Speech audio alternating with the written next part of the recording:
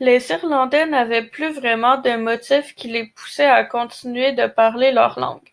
De plus, l'anglais devint tranquillement la langue de la modernité. Un peu avant la Grande Famine en Irlande, 50% de la population irlandaise parle encore couramment leur langue.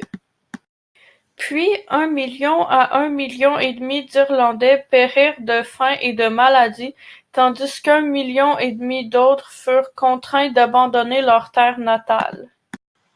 La saignée fut considérable et l'Irlande n'a jamais pardonné à l'Angleterre cette catastrophe sans précédent.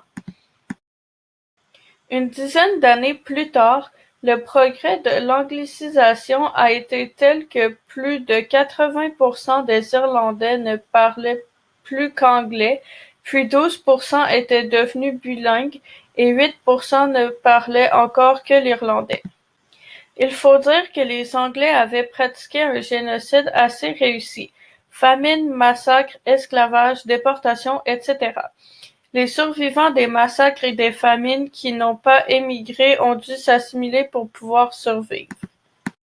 On compte 8,1 millions d'habitants en 1841 versus 3,4 millions d'habitants en 1891. L'acquisition de la langue anglaise était généralement perçue comme la victoire de la sophistication urbaine sur l'arriération rurale des habitants des villes, des cutéreux de la campagne, des richters sur les tourbières et les collines rocailleuses, de l'économie commerciale des ports de l'Est sur les villages des pêcheurs de l'Ouest. Les Irlandais n'étaient pas intéressés à changer leur langue pour s'assimiler à la langue anglaise. Les Anglais, eux, tentaient de façon de plus en plus féroce à forcer les Irlandais à s'assimiler à leur langue. Selon plusieurs linguistes, une des raisons pourquoi est-ce que l'anglais en Irlande n'est pas autant standardisé comme dans d'autres pays du monde est parce que les Irlandais ont encore un attachement envers leur langue. L'ère moderne de la langue anglaise en Irlande, selon les études, a commencé avec la monographie de P.L. Henry, écrite en 1957. Bien sûr, il y en a eu quelques-unes avant, notamment celle de P.W. Joyce, A Popular Book on Vernacular English in Ireland, publiée en 1910. Et An Academic Study with Historical Slang d'Hogan, publié en 1927. Cependant, ce fut Alan Bliss qui fut relié à une étude linguistique de l'Irish English dans les années 1960-1970. Aujourd'hui, il est principalement connu pour son œuvre sur la représentation d'Irish Speech Literature, publiée en 1979.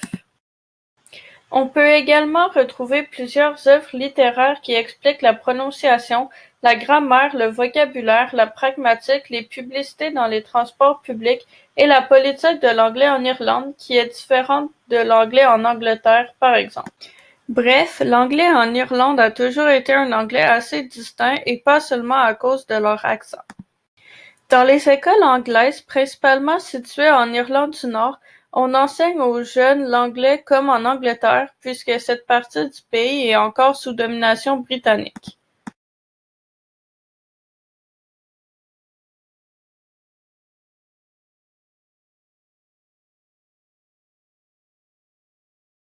Cependant, comme les Irlandais étaient déjà colonisés par les Anglais, ils n'eurent d'autre choix que de se tourner vers la religion catholique. Ceci allait donner un plus grand pouvoir aux représentants de l'Église catholique. Tout au long du XIXe siècle, les mouvements indépendantistes en Irlande allaient s'endurcir de plus en plus.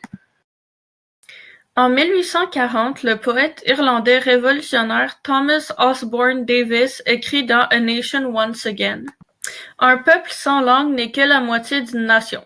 Une nation se doit de conserver sa langue plus que ses territoires. C'est une barrière plus sûre et une frontière plus importante que forteresse et fleuve. Perdre votre langue maternelle et apprendre celle de l'étranger, c'est la pire marque de conquête, c'est l'âme que l'on charge de chaînes. Ce qui est important de comprendre ici, c'est que Thomas Davies n'était pas séparatiste.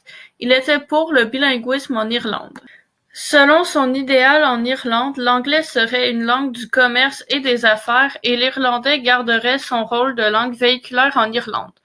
Pourtant, l'histoire en aura voulu autrement. Created using Powtoon.